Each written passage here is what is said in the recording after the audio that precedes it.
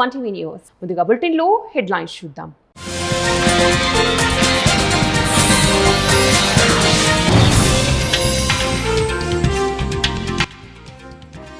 కావేరీ నది జలాల వివాదం, కర్ణాటకకు సుప్రీంకోర్టు కీలక ఆదేశాలు.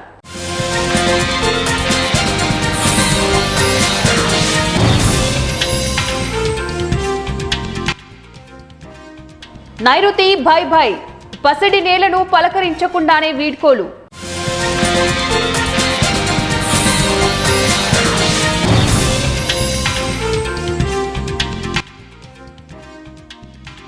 టీచర్ల సస్పెన్షన్, చంద్రబాబుపై వైఎస్ జగన్ ధ్వజం. మరొక బ్రేకింగ్ న్యూస్. ఏపీలో మత్స్యకారుల గల్లంతు, కుటుంబ సభ్యుల ఆందోళన. తమ వారి ఆచూకీ కోసం అల్లవరం మెరైన్ పోలీసులకు ఫిర్యాదు చేసిన కుటుంబ సభ్యులు. డాక్టర్ బిఆర్ అంబేద్కర్ కోనసీమ జిల్లాకు సంబంధించిన 7 మత్స్యకారులు సముద్రంలో గల్లంతయ్యారు. తమ వారి ఆచూకీ కోసం అల్లవరం మెరైన్ పోలీసులకు కుటుంబ సభ్యులు ఫిర్యాదు చేశారు. ఈ నెల 3వ తారీఖున ఓడలరేవు తీరం నుంచి విశాఖపట్నం చేపల వేటకు మత్స్యకారులు బయలుదేరారు. వేటకు వెళ్లిన గంట నుంచే బోటు నుంచి సిగ్నల్ నిలిచిపోయింది. 10 రోజుల్లో తిరిగి రావాల్సిన మత్స్యకారులు ఇంతవరకు కూడా తిరిగి రాకపోవడంతో కుటుంబ సభ్యులు ఆందోళన చెందుతున్నారు. మరొక బ్రేకింగ్ న్యూస్ చూస్తున్నాం. దేశవ్యాప్తంగా ఎంపీలు, ఎమ్మెల్యేలపై 4192 క్రిమినల్ కేసులు పెండింగ్. దేశవ్యాప్తంగా ఎంపీలు, ఎమ్మెల్యేలపై 4192 క్రిమినల్ కేసులు పెండింగ్ లో ఉన్నట్లు అమికస్ క్యూరీ సుప్రీంకోర్టుకు వెల్లడించింది. దేశవ్యాప్తంగా ఎంపీలు, ఎమ్మెల్యేలపై 4192 క్రిమినల్ కేసులు పెండింగ్ లో ఉన్నట్లు అమికస్ క్యూరీ సుప్రీంకోర్టుకు వెల్లడించారు. 10 ఏళ్లకు పైగా 519 కేసులు పెండింగ్ లో ఉన్నాయని తెలిపారు. 5 నుంచి 10 ఏళ్ల మధ్య 754 కేసులు పెండింగ్ లో ఉన్నాయని వెల్లడించారు. ఎంపీలు, ఎమ్మెల్యేలపై ఉన్న క్రిమినల్ కేసులు సత్వర విచారణపై అమికస్ క్యూరీ తాజాగా సుప్రీంకోర్టుకు 22వ నివేదికను సమర్పించారు. ఇప్పుడు బ్రేకింగ్ న్యూస్ చూస్తున్నాం. సినీ పరిశ్రమలో విషాదం, 35 ఏళ్ల వయసులోని హీరోయిన్ కన్నుమూత. సినీ పరిశ్రమలో విషాదం నెలకొంది. చిన్న వయసులోనే హీరోయిన్ గా కన్నుమూసింది. బాలీవుడ్ తో పాటు తెలుగులో కూడా నటించిన హీరోయిన్ అనన్య రాజ్ 35 ఏళ్ల వయసులోనే మరణించింది. ఈ విషయాన్ని తన family Ananya Raj social media ద్వారా చాలా ఆలస్యంగా వెల్లడించారు. అనన్య కుటుంబ సభ్యులు తన సోషల్ మీడియాలో అనన్య చితి ఫోటోలను షేర్ చేసి తీవ్రమైన దుఃఖంతో ఈ విషయాన్ని తెలియజేస్తున్నాం. జూలై 15న అనన్య మాకు దూరమైంది. నిద్రలోనే ఆమె ప్రాణాలు విడిచింది. కావేరీ నది జలాల విడుదల వివాదంపై సుప్రీంకోర్టు కీలక ఆదేశాలు జారీ చేసింది. తమిళనాడుకు నీటి విడుదల విషయంలో CWMA జారీ చేసిన ఆదేశాలను కర్ణాటక ఖచ్చితంగా పాటించాలని సూచించిన ధర్మాసనం తాజా పరిస్థితులపై స్టేటస్ రిపోర్టు సమర్పించాలని కావేరీ అథారిటీని ఆదేశించింది. జలాశయాల్లో నీటి నిల్వ, ప్రస్తుతం ప్రవాహం, తమిళనాడుకు విడుదల చేస్తున్న నీటి పరిణామం తదితర పూర్తి వివరాలతో తదుపరి విచారణ నాటికి కౌంటర్ దాఖలు చేయాలని స్పష్టం చేసింది.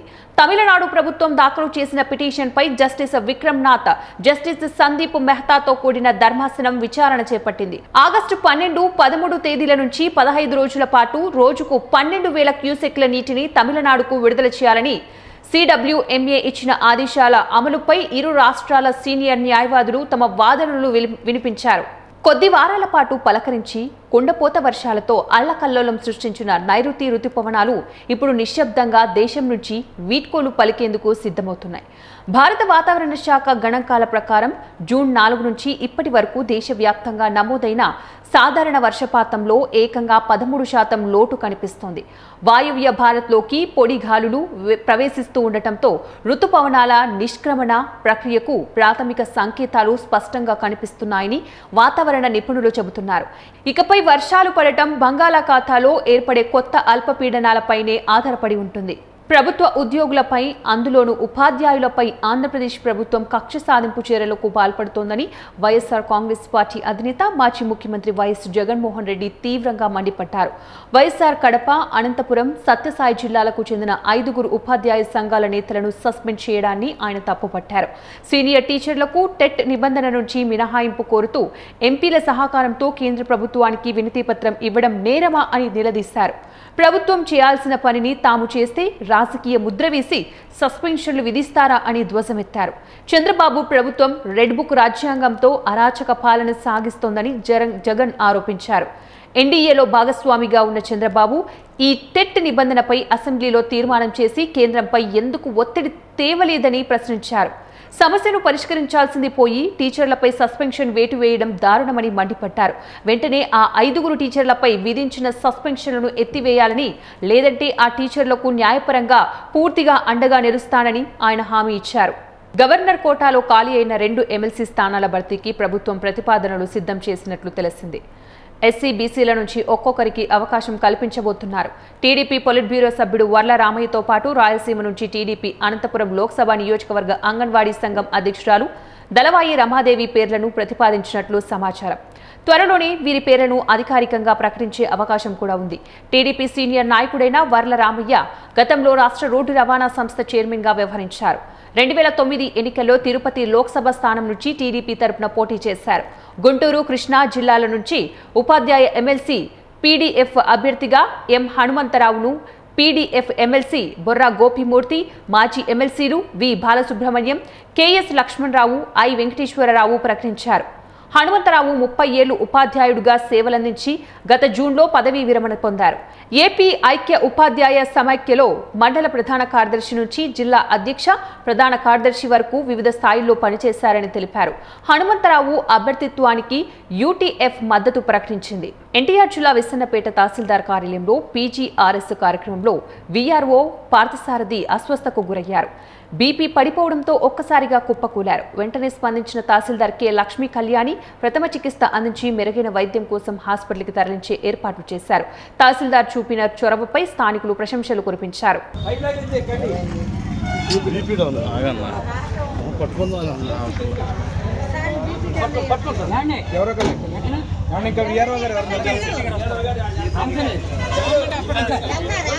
వికారాబాద్ జిల్లా పరిగిలో బీఆర్ఎస్ వర్కింగ్ ప్రెసిడెంట్ కేటీఆర్ ఆదేశాల మేరకు మాజీ ఎమ్మెల్యే కొప్పుల మహేష్ రెడ్డి నిరసన వ్యక్తం చేశారు. పరిగి ఆర్టీసీ బస్టాండ్ ఎదుట కళ్యాణలక్ష్మి, షాదీ ముబారక్ పథకాలను పునరుద్ధరించాలని డిమాండ్ చేస్తూ ధర్నా నిర్వహించారు. ఈ సందర్భంగా మహేష్ రెడ్డి మాట్లాడుతూ రైతు బంధు, రైతు బీమా, మిషన్ భగీరథ, దళిత బంధు, బీసీ బంధు, కేసీఆర్ కిట్ వంటి అనేక సంక్షేమ పథకాలను కేసీఆర్ ప్రభుత్వం అమలు చేసిందన్నారు. పేద కుటుంబాలకు అండగా నిలిచిన కళ్యాణలక్ష్మి, షాదీ ముబారక్ పథకాలను కాంగ్రెస్ ప్రభుత్వం వెంటనే పునరుద్ధరించాలని డిమాండ్ చేశారు. కాబట్టి ఈ యొక్క పథకం ద్వారా రాష్ట్రంలో ఉన్నటువంటి అన్ని కులాలు, ఎస్సీ, ఎస్టీ, బీసీ, మైనారిటీ, ఉన్నత వర్గాలు ఉన్నటువంటి పేద వర్గాలకు అన్నిటి కూడా గౌరవ తొలి ముఖ్యమంత్రి కేసీఆర్ గారు ఏదైతే పథకం పెట్టినరో కళ్యాణ లక్ష్మి, షాదీ ముబారక్ అని ఈ పథకం ద్వారా 2014 నుంచి ఈ పథకాన్ని పునరుద్ధరించి మొట్టమొదటిగా 51 వేయడం, తదనంతరం 75,000, మళ్ళీ మనటువంటి ఆర్థిక పరిస్థితి ద్వారా 1,116 రూపాయల ద్వారా గడిచినటువంటి 10 సంవత్సరాల్లో దాదాపు 13,000 కోట్ల రూపాయలు ఈ పథకం ద్వారా పేదింటి మహిళలకు అందరికీ కూడా అందించినట్టు సంఘటన మనం అందరం కూడా చూసినాం.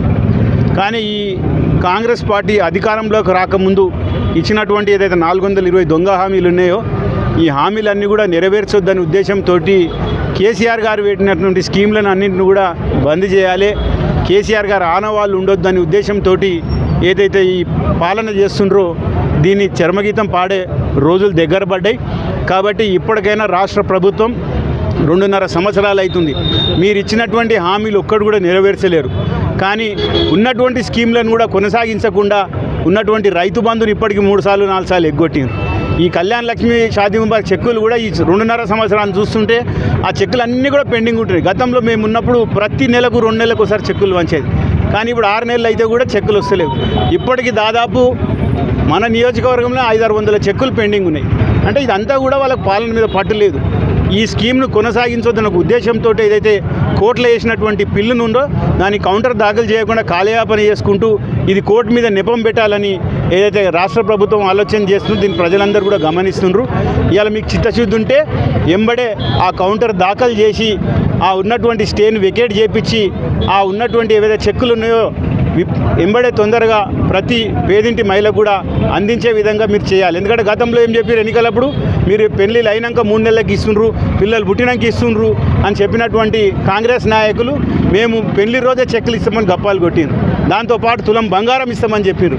ఆ తులం బంగారం ఇస్తే దేవుడేరుగా ఆ ఉన్నటువంటి స్కీమును కొనసాగించి ఎంబడే ఉన్నటువంటి ఆ చెక్కులు ఏవైతే ఉన్నాయో ప్రతి ఒక్క కూడా ప్రతి కులానికి అందరికి అందించే విధంగా మీరు పనిచేయండి. తప్పకుండా ఒకవేళ ఈ స్కీమ్ని ఏమైనా మీరు పునరుద్ధరించకుండా చేస్తే తప్పకుండా బీఆర్ఎస్ పార్టీ పెద్ద ఎత్తున నిరసన చేస్తూ తప్పకుండా ప్రతి గ్రామాన మండల ప్రతి ఒక్కరు కూడా పెద్ద ఉద్యమంలో తీసుకొచ్చి ఈ కార్యక్రమం పునరుద్ధరించే విధంగా మేము పనిచేస్తామని తెలియజేస్తున్నాం. జై తెలంగాణ.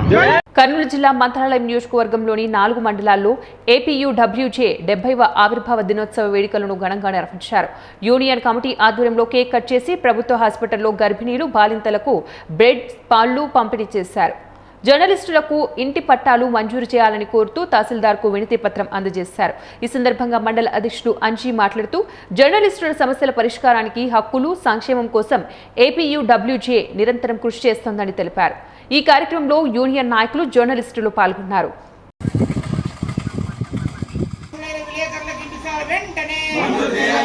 విలేకరులపై దాడులు పాల్పడిన వారికి ప్రత్యేక చట్టాన్ని వెంటనే విలేకరులపై దాడులు పాల్పడిన వారిని వెంటనే విలేకరులపై దాడులు పాల్పడిన చట్టాన్ని వెంటనే విరమణ పొందిన విలేకరులకు పింఛన్ వెంటనే విలేకరులకు 10 విరమణ పొందిన విలేకరులకు పింఛన్ వెంటనే విలేకరులకు గౌరవ వేతన వెంటనే విలేకరులకు గౌరవ వేతన వెంటనే విలేకరుల ఐక్యత విలేకరుల ఐక్యత జిందాబాద్ జిందాబాద్ జిందాబాద్ జిందాబాద్ జిందాబాద్ జిందాబాద్ విలేకరుల ఐక్యత విలేకరుల ఐక్యత we want justice we want justice మంత్రాలయంలో అర్హులైన విలేకరులందరికీ ఇంటి స్థలాలు వెంటనే విలేకరులకు అవసరం విలేకరుగా అర్హులైన విలేకరులకు మంత్రాలయంలో ఇంటి స్థలాలు వెంటనే ఎన్నో విధాలుగా అండదండలుగా నిలబడిన ఏపీడబ్ల్యూజే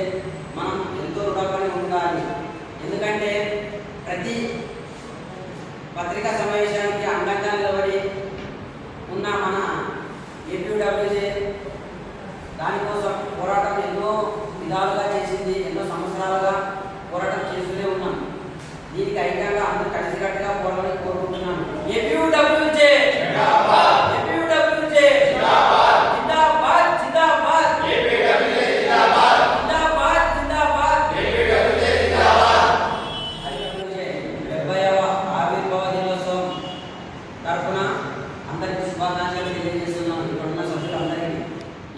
హైదరాబాద్ రెడ్డి బస్తీలోని శ్రీ నాగులమ్మ దేవాలయంలో నాగుల చవితి వేడుకలు భక్తి శ్రద్ధలతో ఘనంగా నిర్వహించారు. ఆలయంలో ప్రత్యేక పూజలు, అభిషేకాలు నిర్వహించగా భక్తులు పెద్ద సంఖ్యలో పాల్గొని నాగులమ్మను దర్శించుకుని మొక్కులు చెల్లించుకున్నారు. వేడుకల్లో మాజీ బీఆర్ఎస్ కార్పొరేటర్ సింగిరెడ్డి స్వర్ణతారెడ్డి, బీజేపీ మాజీ కార్పొరేటర్ కొత్తకాపు అరుణ రవీందర్రెడ్డి తదితరులు పాల్గొన్నారు. భక్తులకు అన్నదాన కార్యక్రమాన్ని నిర్వహించారు. భక్తులకు ఎలాంటి అసౌకర్యం కలగకుండా ఆలయ కమిటీ సభ్యులు ప్రత్యేక ఏర్పాట్లు చేశారు.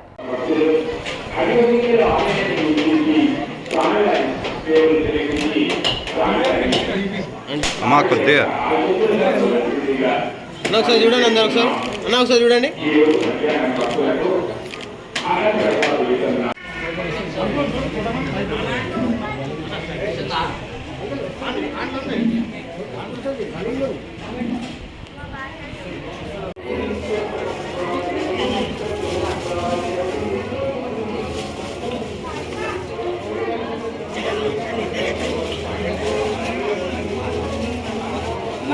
ఏపీయూడబ్ల్యూజే 70 వసంతాలు పూర్తి చేసుకున్న సందర్భంగా చోడవరం ప్రెస్ యూనియన్ ఆధ్వర్యంలో సేవా కార్యక్రమాలు నిర్వహించారు. తొలుత పార్కింగ్ గెస్ట్ హౌస్ వద్ద మహాత్మాగాంధీ విగ్రహానికి నివాళులర్పించి అనంతరం ప్రభుత్వ హాస్పిటల్కి ర్యాలీగా చేరుకున్నారు.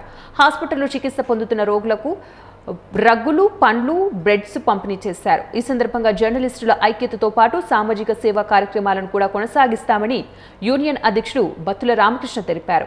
ఈ కార్యక్రమంలో యూనియన్ జిల్లా ప్రతినిధులు, సభ్యులు పాల్గొన్నారు. ఆంధ్రప్రదేశ్ వర్కింగ్ జర్నలిస్ట్ యూనియన్ 70 సంవత్సరాల ఆవిర్భావం జరిగి 70 సంవత్సరాలు అయింది. ఈ యూనియన్ జర్నలిస్టుల యొక్క ప్రగతి కోసం పాటుపడుతుంది.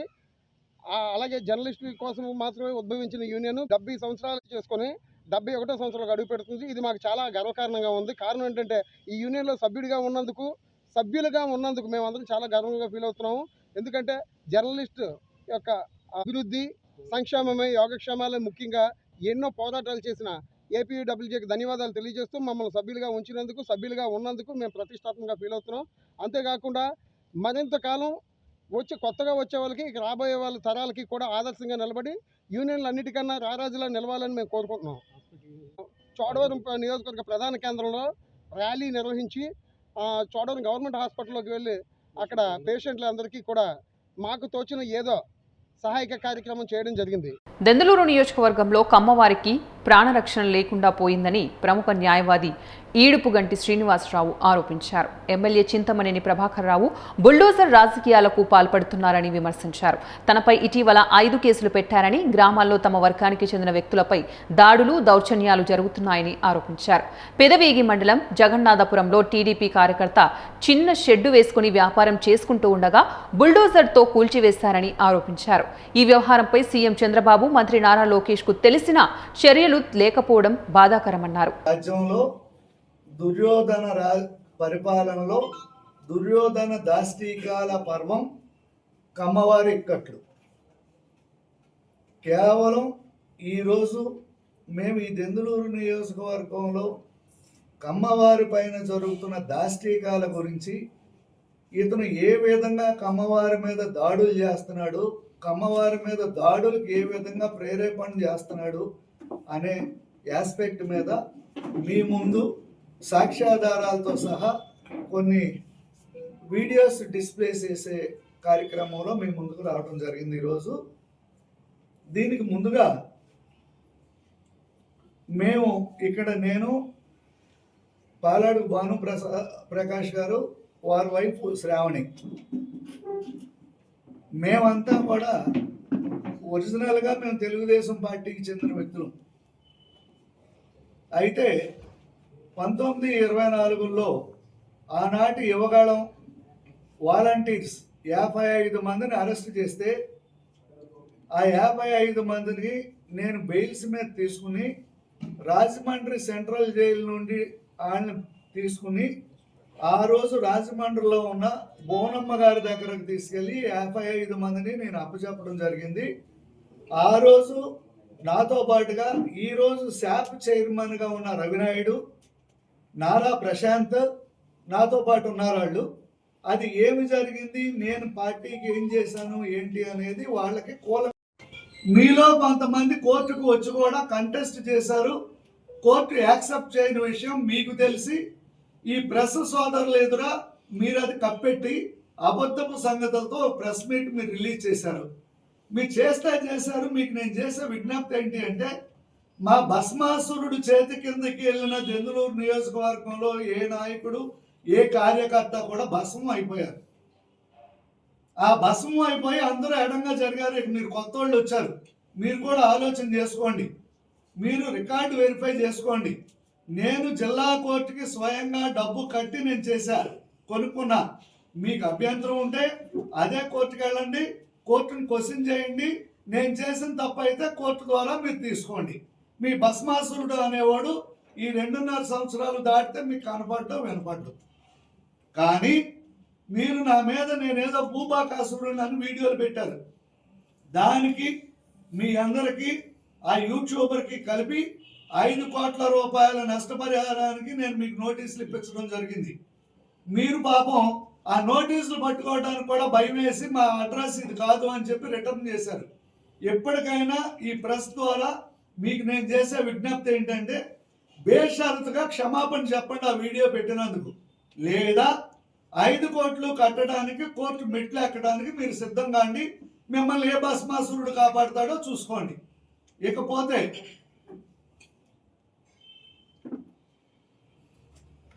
కొంతమంది ఉద్యోగస్తులు అత్యుత్సాహం ప్రదర్శించి వారు ఉద్యోగాల నీడలో ఏ పనైనా చేయొచ్చు అనుకునే భావంలో కొంతమంది వారు ఉద్యోగాలు చేస్తున్నారు. ఆ విధంగానే పెదపాడి అమ్మారావు గారు నా భూమి మీద 144 పెడితే ఆ 144ని బేస్ చేసుకుని 3 టౌన్ సిఐ గారు కోటేశ్వరరావు గారు అనే మహానుభావుడు, ఆయన కూడా చాలా ఆయన పరిధిని అతిక్రమించి ఉద్యోగం చేస్తున్నారు. మా మీద కేసులు కట్టడం జరిగితే మేము హైకోర్టుకి వెళ్ళడం, ఎంఆర్ఓ గారు ఇచ్చిన 144ని సస్పెండ్ చేయటం అన్నీ జరిగినాయి. ఆ ఎంఆర్ఓ గారికి కూడా నేను విజ్ఞప్తి చేస్తున్నా, మీ ఉద్యోగస్తులు మీ పరిధి దాటి మీరు పనిచేస్తే మీరు కూడా చట్టం పరిధిలో బోనులు, కోర్టు మెట్లు ఎక్కాల్సి వచ్చే పరిస్థితి మీకు ఉంటుంది. మీ యొక్క పరిధి అతిక్రమించి ఉద్యోగాలు చేసే ఉద్యోగస్తులు ఎవరన్నా పోలీస్ అవ్వచ్చు, రెవెన్యూ కావచ్చు, మిమ్మల్ని కోర్టు మెట్లు ఎక్కిస్తా. మీరు మీ పరిధులు మీరు చూసుకుని మీ ఉద్యోగాలు మీరు చేసుకోండి. ఆ పెదపాడి ఎంఆర్ఓ గారి మీద 3 టౌన్ సిఐ గారి మీద లీగల్ యాక్షన్ కూడా స్టార్ట్ చేశా. కోర్టు మెట్లెక్కిస్తా. మీరు చేసిన మీ పరిధి దాటి చేసిన ఉద్యోగాలు దానికి మీరు మూల్యం చెల్లించక తప్పదు. ఇకపోతే చేస్తే సీన్ కట్ చేస్తే ఈరోజు మాకు తెలుగుదేశం పార్టీ నుండి వచ్చిన గిఫ్ట్ ఏంటి అంటే 5 పోలీస్ కేసులు, నా ఇంటి కూల్చివేత కోసం బుల్డోజరు నాకు వచ్చిన గిఫ్ట్. సో ఇప్పుడు ఏం జరుగుతుంది అంటే ఈ దెందులూరు ఎమ్మెల్యే ఒక బుల్డోజర్ పార్టీని ప్రమోట్ చేస్తున్నాడు. పార్టీని బుల్డోజర్ పార్టీగా మార్చే నేపథ్యం ఈ దెందులూరు ఎమ్మెల్యే ఈరోజు చేస్తున్నాడు. ఈ వ్యవస్థ కూడా ఎట్లా ఉంది అంటే అతి దారుణమైన, నాకు 56 సంవత్సరాల వయసులో ఇంత దిగజారిపోయిన వ్యవస్థని నేను ఇప్పటికి చూడలా. నేను ఇవాళ ఈ బుల్డోజర్ పార్టీ పరిపాలనలోనే ఇంత దిగజారిపోయిన వ్యవస్థను చూస్తున్నా. దానికి నేను మీకు సాక్ష్యాధారాలతో సహా ప్రెస్కి ఇవ్వబోతున్నా.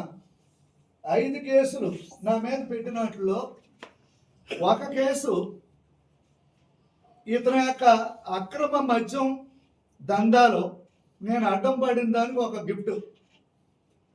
2, అది ప్రశ్నించినందుకు గాను నా ఇంటి మీదకి బుల్డోజర్ వేసుకొచ్చిన దాంట్లో అతన్ని వదిలేసి నా మీద కట్టిన కేసు ఒక గిఫ్ట్. నన్ను పోలీస్ స్టేషన్కి తీసుకెళ్ళిన తర్వాత నా మీద ఇంకో ఎస్సీ ఎస్టీ కేసు కట్టించారు నేతలు రవి అనే ఆయనతో, అదొక గిఫ్ట్. అవి అయిపోయిన తర్వాత నా పొలం దున్ని నా పొలం మీద 144 పెట్టించి అది నేను ఏలూరు జిల్లా చింతలపూడి మండలం ప్రగడవరంలో 1997, 2002 బ్యాచ్కు చెందిన 10వ తరగతి పూర్వ విద్యార్థుల ఆత్మీయ కలయిక ఘనంగా జరిగింది. ఏళ్ల తర్వాత మిత్రులు, ఉపాధ్యాయులు కలుసుకుని పాత జ్ఞాపకాలను నెమరు వేసుకున్నారు. ఉపాధ్యాయుల ఆశీస్సులు తీసుకున్న పూర్వ విద్యార్థులు భవిష్యత్తులోనూ ఇలాంటి సమావేశాలు నిర్వహించుకుంటూ స్నేహబంధాన్ని కొనసాగించాలని ఆకాంక్షించారు. సమ్మేళనానికి మీ అందరూ రావటం, అలాగనే ఈ న్యూస్లో కొత్తగా వీళ్ళు ఈ బ్యాచ్ వాళ్ళకి ప్రవేశపెట్టి సమాజానికి విద్యార్థులు వాళ్ళ యొక్క స్నేహ ధర్మం ఎలాగ నిర్వర్తించారు అనేది ఈరోజు జరుగుతున్నటువంటి కార్యక్రమం ద్వారా సమాజంలోకి వెళ్తుంది. స్నేహధర్మాన్ని పాటించాలి. వీళ్ళని చూసైనా సరే ఈనాటి కాలం విద్యార్థులందరూ కూడా స్నేహం అంటే ఏమిటి, స్నేహధర్మం అంటే ఏమిటి, స్నేహితుల పట్ల ఎలా ఉండాలి, సమాజంలో స్నేహితులకి మిగతా వాళ్ళకి ఉన్న తేడా ఏమిటి అనేటటువంటి విషయాలను కూడా ఈనాటి ఈ సమావేశం ద్వారా వాళ్ళ యొక్క అభిప్రాయం. 97, 2002 10th క్లాస్ విద్యార్థులు ఈరోజు ఇక్కడ ఆత్మీయ సమ్మేళనం కలుసుకోవడం చాలా ఆనందంగా ఉంది. అదేవిధంగా ఆనాటి విద్యార్థుల యొక్క వాళ్ళ అనుభవాలు, అలాగే వాళ్ళ యొక్క స్థితిగతులు ఇవన్నీ కూడా వాళ్ళు ఒకరితో ఒకరు షేర్ చేసుకుంటూ ఇక్కడ ఈరోజు చాలా ఆనందంగా గడిపారు. అలాగే ఆనాటి ఉపాధ్యాయులు కూడా మమ్మల్ని అందరినీ కూడా పిలిచి ఈరోజు ఇక్కడ ఎంతో ఘనంగా సన్మాన కార్యక్రమాలు నిర్వహించారు. కాబట్టి వాళ్ళు భవిష్యత్తులో ఇలాగ మరిన్ని కార్యక్రమాలు చేసుకుంటూ వాళ్ళు మంచి అభివృద్ధిలోకి రావాలని ఆకాంక్షిస్తూ మరి వారికి విద్యాబుద్ధులు నేర్పిన ఉపాధ్యాయులుగా మేము వాళ్ళని ఎంతో దీవిస్తున్నాము. మరి ఈ అవకాశాన్ని ఇచ్చినటువంటి ఆ బ్యాచ్ విద్యార్థులకు మరొకసారి కృతజ్ఞతలు తెలియజేస్తూ వాళ్ళ జీవితంలో ఎంతో పైకి రావాలని ఆకాంక్షిస్తూ బులెటిన్ ముగించే ముందు మరోసారి హెడ్లైన్స్.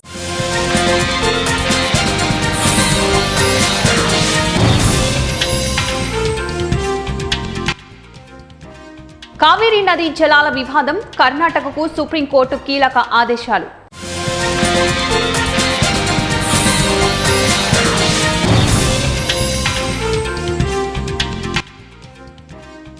నైరుతి భై భై, పసిడి నేలను పలకరించకుండానే వీడ్కోలు.